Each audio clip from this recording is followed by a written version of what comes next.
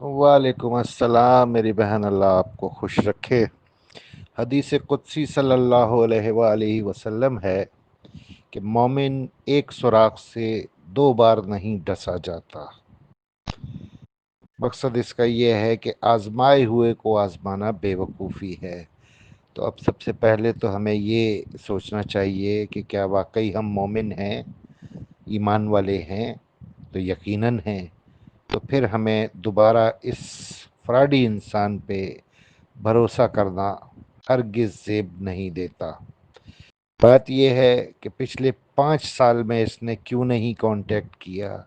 आपने ख़ुद भी बताया और हमारी दीगर बहनों ने भी बताया, और उसके अलावा बेशुमार ऐसी ख़वातीन हैं अभी जो इस ग्रुप में नहीं हैं, लेकिन वो माजी में मुझसे पर्सनल राब्ते में रही हैं और कहीं तलाक़ें तक हो गई हैं। मैं तो सोचता हूँ तो कांप जाता हूँ इस बात से कि एक औरत का घर तक उजड़ गया B4U की वजह से। तो वो बेचारी किस कर्ब से और किस अजियत से गुजरी होगी जब शौहर ने उसको इस नादानी पर ही तलाक दे दी। तो ऐसे इंसान पे जो इन सारे क्राइम्स का जिम्मेदार है, जिसकी वजह से लोगों ने दिन रात इसको बद्दुआएं दी हैं, अब दोबारा भरोसा करना सवाल ही पैदा नहीं होता और ना ही किसी को इसके ऊपर दोबारा भरोसा करना चाहिए। 5 साल खामोश रहा, किसी की कोई मदद नहीं की। अब मसला क्या है? अब क्यों ये मंजर आम पर आया है और क्यों इस किस्म की बात कर रहा है कि जिन्होंने एप्लीकेशंस नहीं दी हैं वो मुझसे रब्ता कर लें, फरवरी तक का टाइम दे दें, मैं उनको पेमेंट दे दूंगा। इसने करना है फिर हेर फेर। पहली बात तो ये कि इसके बेटे ने एक कंपनी बनाई हुई है ऑलरेडी कराची में। उसकी नेटवर्किंग हरामखोर नेटवर्करों ने शुरू की हुई है। सीधे साधे मासूम भोले भाले जो B4U के मुतासरीन ख़वातीनों हजरात हैं, उनको फिर झांसे दे देकर उस कंपनी में झोंका जा रहा है। और जाहिर सी बात है, नैब में अभी तकरीबन तकरीबन 90,000 से लेके 1 लाख तक ऐसे मुतासरीन हैं जिन्होंने दरख्वास्त ही नहीं दी है। तो ये इतनी बड़ी तादाद है कि आप सोचें कि 4 अरब रुपए इसने 35,000 एप्लीकेशंस के हवाले से नैब में जमा कराए हैं। तो 90,000 या 1 लाख मुतासरीन जिन्होंने एप्लीकेशन नहीं दी हैं, उसके हवाले से तो फिर इसको कम से कम 8 अरब रुपया या शायद इससे भी ज़्यादा मज़ीद नैब को देना पड़े। तो यहाँ पे वही शातिराना चाल उसने चली है। मुतासरीन अगर झांसे में आ जाएंगे तो उस पर ट्रस्ट करते हुए उसको फरवरी का टाइम देते हुए फरवरी तक एप्लीकेशंस नहीं देंगे, इसको मिल जाएगा टाइम।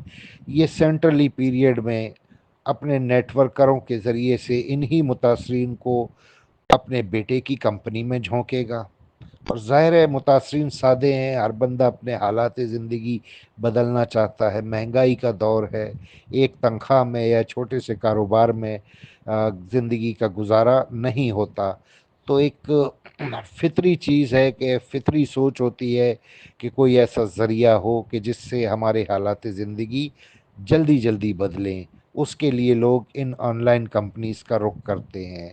तो चलो, जो नए होते हैं उनका कसूर नहीं, लेकिन जो पुराने हैं, डसे जा चुके हैं, तो उनको इस बदफितरत इंसान पर भरोसा बिल्कुल नहीं करना चाहिए। अब जब उस कंपनी में ये झोंकेगा तो मज़ीद इन्वेस्टमेंट भी ली जाएगी।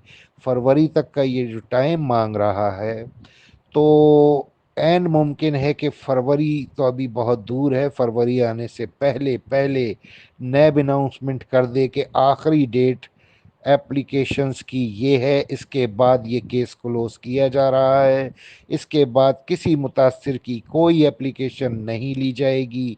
फिर मुतासरीन क्या करेंगे? तो चूंकि उसने भी दुनिया देखी है और इस किस्म के जलालत भरे कामों का उसका सारी ज़िंदगी का तजर्बा है सफ़र रहमान का, तो वो इस चीज़ से फ़ायदा उठाना चाह रहा है। उधर अगर एप्लीकेशंस बंद हो गई तो मुतासरीन तो बेचारे अपनी रकूमात से महरूम रह जाएंगे।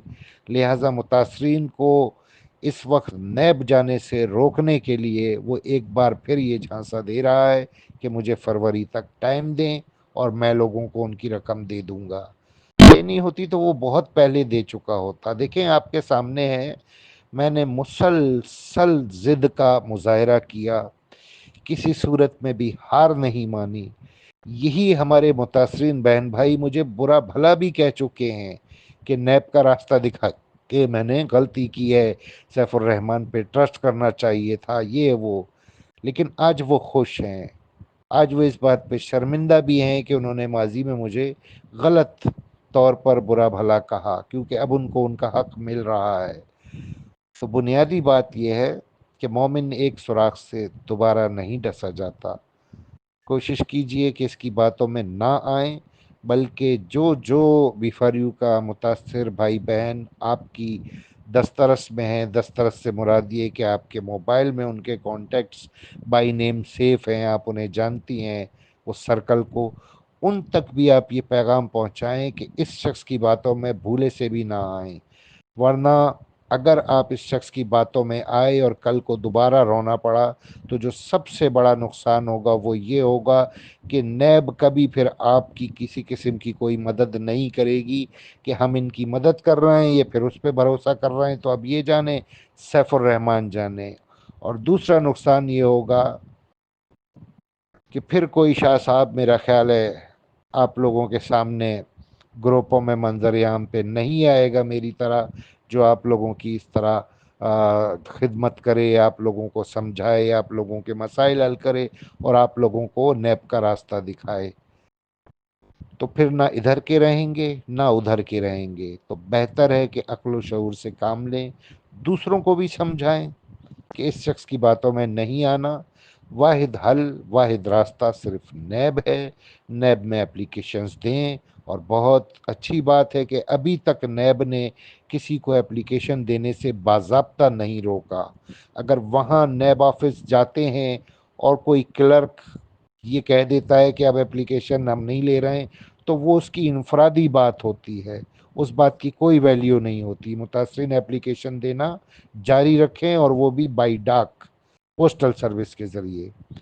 जब उन्होंने मना करना होगा तो वो बाकायदा अपनी ऑफिशियल वेबसाइट पे एडवर्टाइजमेंट करेंगे, इस बात की इश्तिहार चलाएंगे कि जी ये डेट लास्ट है, इसके बाद कोई मुतासर की एप्लीकेशन कबूल नहीं की जाएगी।